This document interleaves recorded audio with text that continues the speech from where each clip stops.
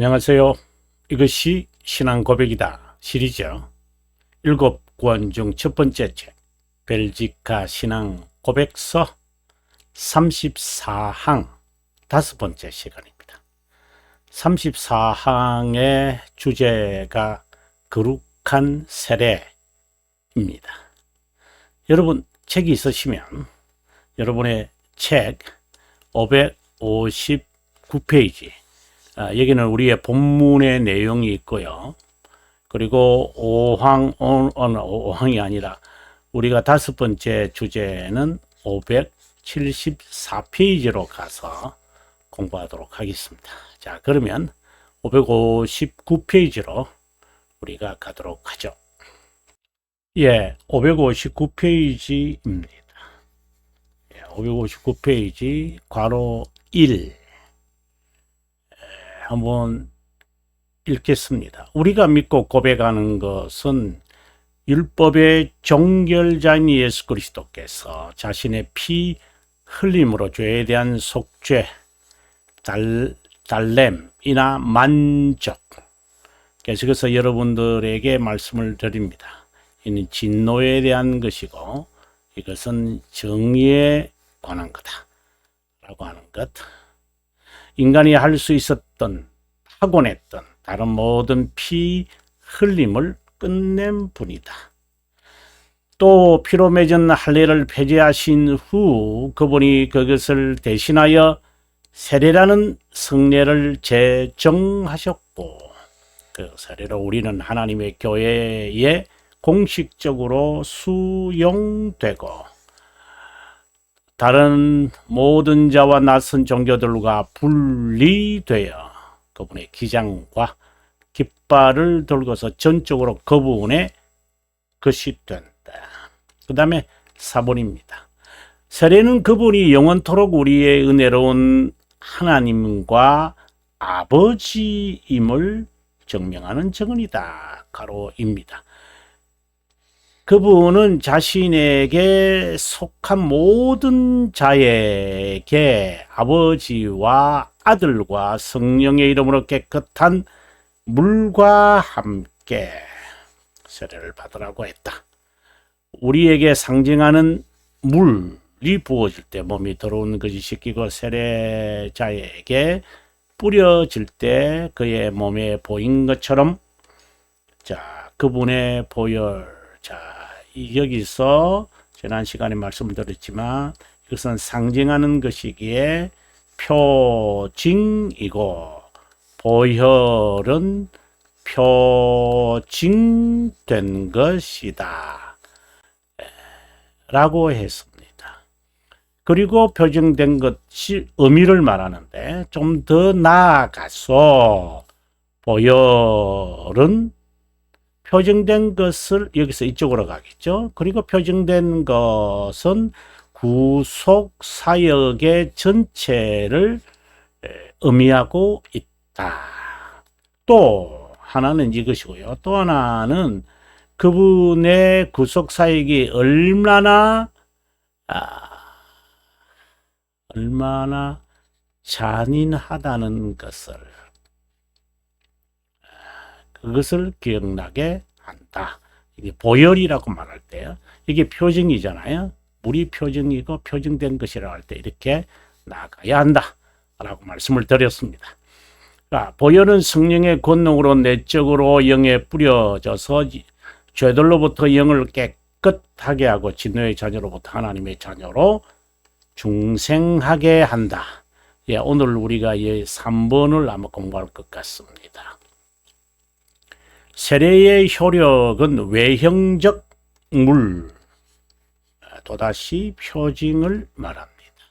하나님의 아들이 규정한 보혈의 뿌리, 바로 표징된 것. 그죠? 그분은 우리의 홍해로서 그것은 바로의 독재, 즉 마귀로부터 해방되어 또 다른 말로는 구원되어 이렇게 말할 수 있는데 영어로는 deliver라고 말한다. 통과해야 한다. 통과해야 한다. 이거 무슨 뜻일까요? 바로 견인은 조건은 아니고 충분 조건도 아니죠. 그 다음에 계속해서 갑니다. 그러므로 사역자 측은 성례와 가시적인 것을 집행할 뿐, 사역자는 우리 주님은 성례로 표징된 것, 은사와 불가시적 은혜를 주시는 분은 누구냐? 주님이다 라고 하는 것을 기억을 해야 합니다. 다시 말하면 우리의 영의 모든 더럽고 불의한 것을 씻고 깨끗하게 하고 청결하게 한다. 우리의 심정을 갱생시켜 모든 위로로 가득 차게 한다. 우리에게 자신의 불성적 선하심에 관하여 진실한 확신을 주시고 우리에게 새 사람을 입히고 자신의 모든 행위의 옷을 입고 있는 옛 사람을 벗어버리게 한다. 그래서 우리가 믿는 것은 간절하게 영생을 얻으려는 모든 사람은 이 세례를 유일한 것으로 한 번만 받아야 한다. 왜요? 이는 단회적입니다. 주님의 사역은 단회적입니다. 왜 그럴까요? 영원에서 이루어지기 때문입니다. 재세례는 없다. 두 번 다시 태어나지 않기 때문이다. 예, 이제 이것은 다음 시간에 우리가 갈 것 같은데요. 네, 아마 오늘 4부분을 아마 하지 않겠나 하는 생각인데, 그럼 574페이지로 우리가 574페이지입니다. 여러분 가도록 하겠습니다. 이제 저는 574페이지로 왔습니다. 네. 세례의 효력이 표징에 따라서 달라지거나 지병자에 따라서 달라지는 것이 절대 아니다. 세례를 받는 자의 믿음에 따라서 달라지는가? 예, 세례의 효력은 표징에 의해서도 그것을 집행하는 사역자에 의해서도 아니고 반드시 성령 하나님의 권능으로만 그리스도의 보혈이 우리 심정 영에 뿌려짐으로 이루어진다. 세례는 은혜 언약의 표징이다. 그리스도와 그분의 혜택을 상징한다. 성례인 세례는 표징과 표징된 것, 제가 계속해서 여러분들에게 강조하고 있는 겁니다. 네.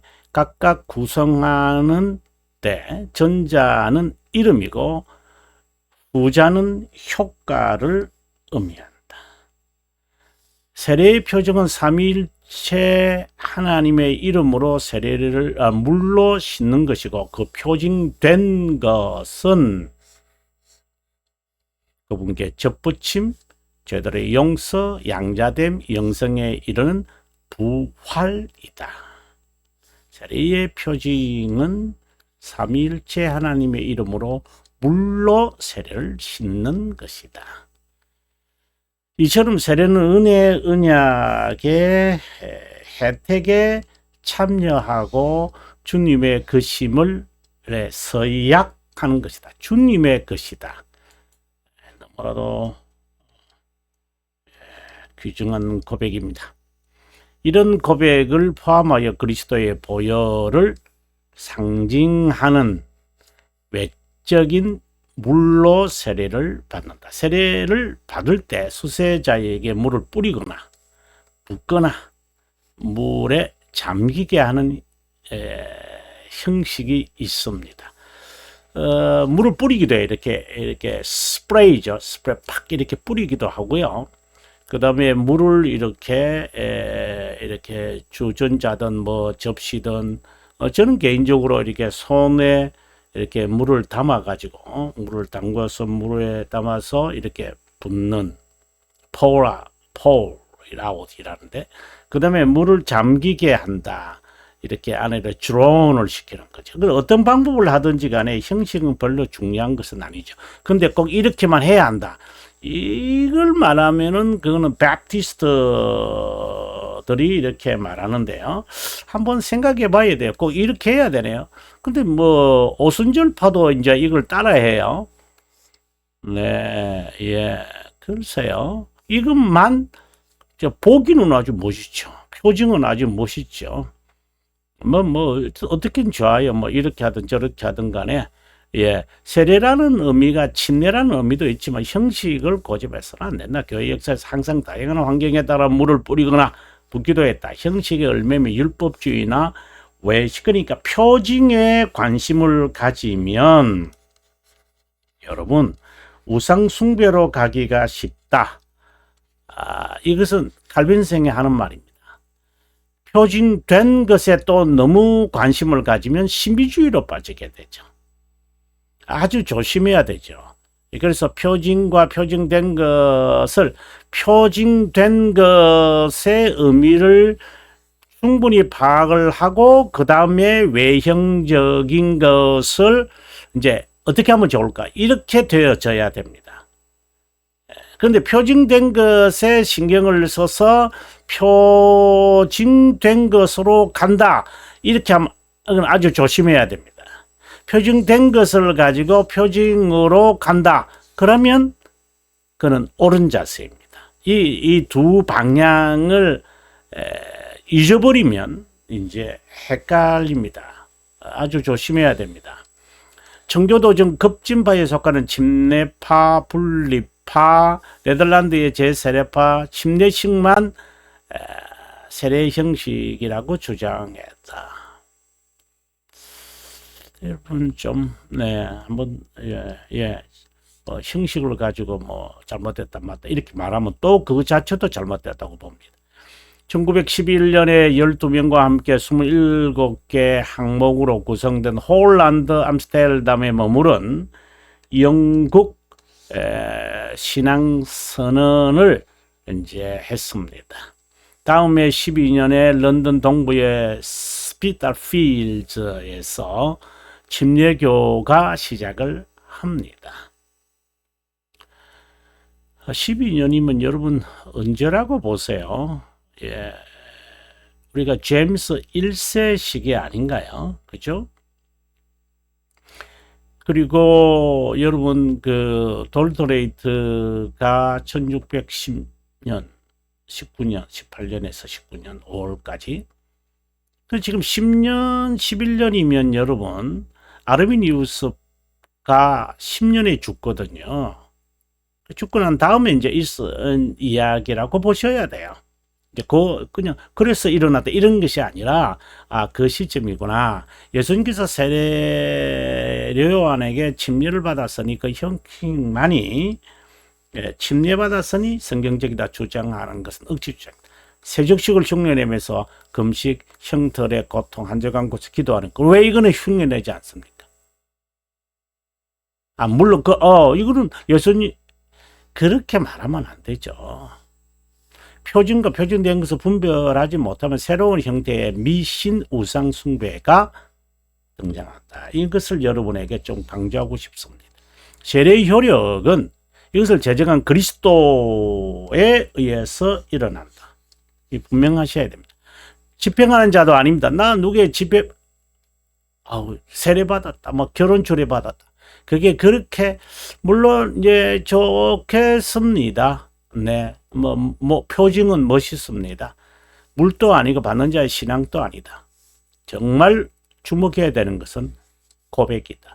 고백을 주장한다고 해서 제세례파처럼 30에 되어서 받아야 돼. 그렇게 또 말하면 안 되죠. 세례의 효력은 사람이나 장소에서 나온 형식이 아니라 오직 그리스도의 보혈의 피 뿌림, 이게 표징된 것이죠. 세례를 받는 자의 믿음에서도 나오지 않는다. 믿음으로 먹어야 되지만 이거는 우리의 자세죠. 순종하는 마음으로 이제 믿음으로라고 하는 뜻에 대해서도 우리가 살펴야 되겠죠. 칼빈 선생이 이 부분에 대해서 설명 잘하고 있잖아요. 믿음으로 취해서 take it and eat it, drink it. 그 의미를 이제 칼빈 선생이 말하거든요. 믿음으로라는 말이 우리가 한번 보고 가도록 하겠습니다. 제가 쓴 해설자용입니다. 이거는 이제 기독교 강요 주석이죠. 주석인데요. 이제 여기에 여러분께서 840페이지 이 부분에 보면은 제가 이 설명을 하고 있습니다. 제가 한번 읽어보겠습니다. 여러분, 두 요소를 먹고 마신다는 의미가 그분과 한 본질이 된다는 것과 믿음의 한 본질이 된다. 믿음에 주목하자. 믿음으로 먹는다는 것. 이거는 사권 17장 그러니까 성찬에 관한 설명이죠.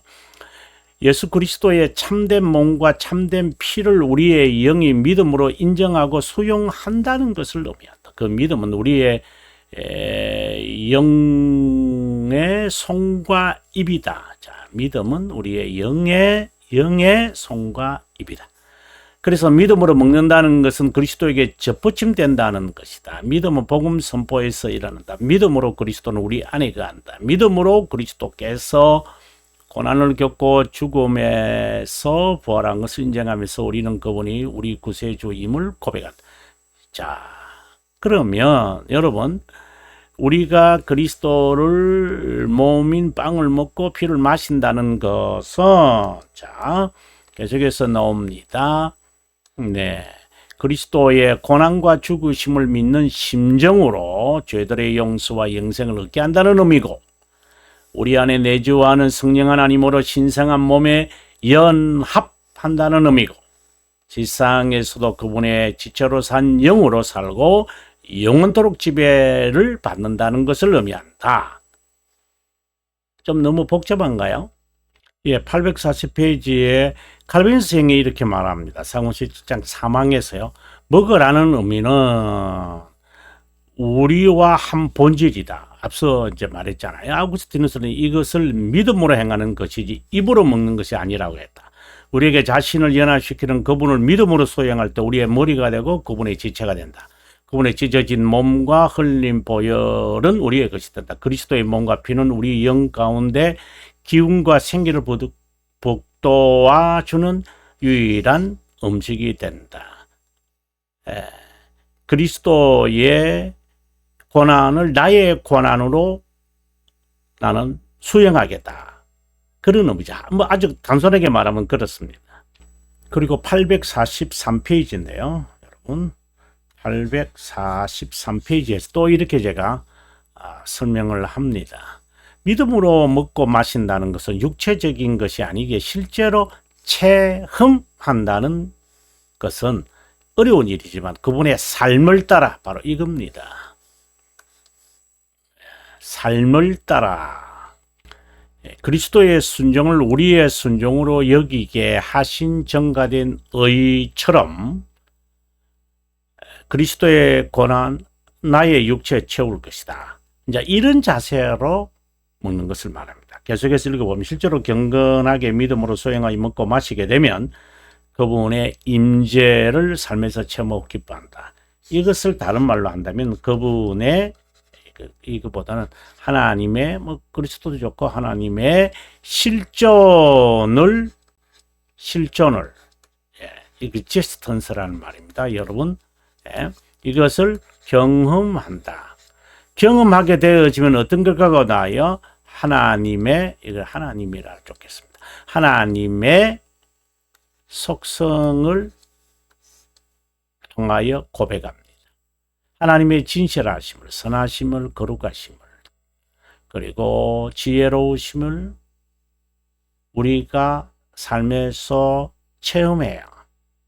그분의 삶을 내 삶으로 따르게 될 때에 고백하는 단어들이에요. 은혜로우시다, 가장 은혜로우시다, 가장 선하시다, 가장 정의로우시다, 가장 가장 지혜로우시다. 이런 등등을 우리도 고백하게 돼요. 이것은 경험하지 않으면 몰라요. 실제로 삶에 따라 살 때에 비로소 그분의 거룩하심을 알아요. 이것을 우리는 믿음으로 먹고 마신다라고 이야기를 하는 거죠. 순종의 삶과 의의 종으로서 겸손하게 정직이의 삶을 살 때 넘치는 기쁨과 평화가 있다. 진짜 개념적으로 지성으로만 아닙니다. 조금의 유익만 줄 뿐이지 삶을 통해서 깨달아진다. 그때에 비로소 그분의 실존을 그리고 이것을 속성으로 고백하다. 매우 제가 실제적인 이야기를 여러분에게 했는데요. 여러분 정리가 되기를 바랍니다. 그럼 다시 본문으로 돌아오겠습니다. 예, 세례의 효력에 대해서 우리 이야기했다가 이제 해설자용, 기독교 강의 해설자용에서 칼빈이 하는 것을 제가 주석을 한 것을 여러분 아마 살펴보았을 겁니다.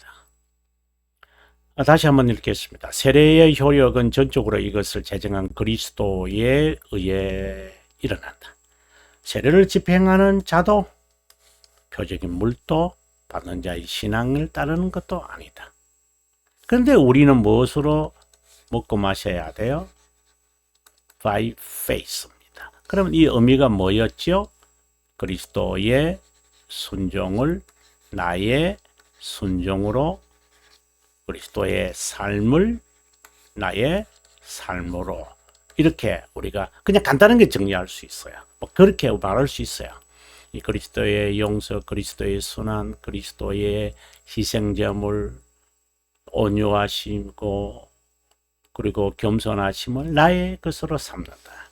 자, 이것이 동반된, 같이 결합된 말로서 믿음으로 먹고 마시라, 이것이죠. 자, 정말 주목해야 하는 고백이다. 누구에게 받았는지, 어디서 받았는지 간에 세례의 효력은 사람이나 장소에서 나오는 것이 아니라 오직 그리스도의 보혈 뿌림에서 비롯된다. 세례를 받는 자의 믿음에서도 나오지 않는다. 네. 믿음으로 먹고 마시는 것이지 그것 때문에 효력이 발생한다고 말하면 안 되죠. 이건 우리의 자세죠. 제2원이라는 말입니다. 그리스도의 보혈 구속 사역에서 비롯된다는 것은, 보혈이라는 말은 구속 사역을 의미한다. 저는 여기는 물은 표징이나요. 그죠? 표징된 것이 뭐지요? 예, 표징된 것입니다. 이 표징된 것이 보혈인데 그 보혈의 의미는 바로 구속 사역 전체를 기억하는 것이다. 예, 여러분 여기서 오늘 마무리할까요? 시작할 때는 574페이지 시작했는데 575페이지 설명이 좀 길다가 보니까 좀 이렇게 됐습니다. 제가 지난 시간에 공부를 시작하면서 여러분에게 말했지만, 이 저자가 이거 제가 쓴 것인데 왜 이렇게 동영상으로 자세하게 하느냐 이러면, 사실상 이 시리즈 7권, 이 시리즈 7권을 이제 쓰는 거잖아요. 제일 먼저 이제 벨지카가 나왔고, 돌토레이터가 나왔고, 하이델베르그가 나왔고, 웨스트민스터 신앙 고백서가 나왔고, 그 다음에 대결의 문답서가 나왔고, 소결의 문답서가 나왔고, 그 다음에 종합 전체에서 간략한 주석이 들어가 있는 7번째 책이 나오잖아요.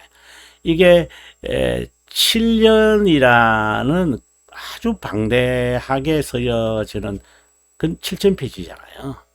이제 그러다 보니까 이제 쓰여지면서 뒤에 넣으면 넣을수록 좀 앞에 있는 내용들을 이제 수정 보완하는 것이 아니라 보완하고 있는가, 수정을 하질 않습니다. 보완하고 있습니다. 예, 이제 그러다 보니까 이 동영상을 통하여 이 부분에서 또 뒤에 있는 부분과 앞에 있는 부분들을 서로 연관 지어지는 것이 독자에게 그러면은 내가 내용을 좀 더 보완해야 될 거, 그럼 개정해야 되겠다, 개정판 쓴다, 이렇게 되면 저는 개인적으로 제 양심상 저 독자를 기만한다고 저는 봐요. 그러나 이 동영상을 통하여 여러분들에게 충분히 제가 설명할 수 있다고 봅니다. 이것이 제가 독자를 향한 제 마음이 잘못될 수도 있겠지만 저의 제 자세가 뭐 그렇게까지 할 필요가 있나, 하지만 제가 이렇게 해야 제 스스로에게도 도움이 되고 제 스스로가 예, 예, 편하지 않나 이런 생각이 듭니다. 뭐 그냥 횡설수설했다고 생각이 드시고 다음 시간에 575페이지의 6번째 시간을 맞이하도록 하겠습니다. 여러분 긴 시간 시청해 주셔서 고맙고 네, 다음 시간에 만나 뵙기를 바랍니다. 예, 남은 시간 행복하시기 바랍니다.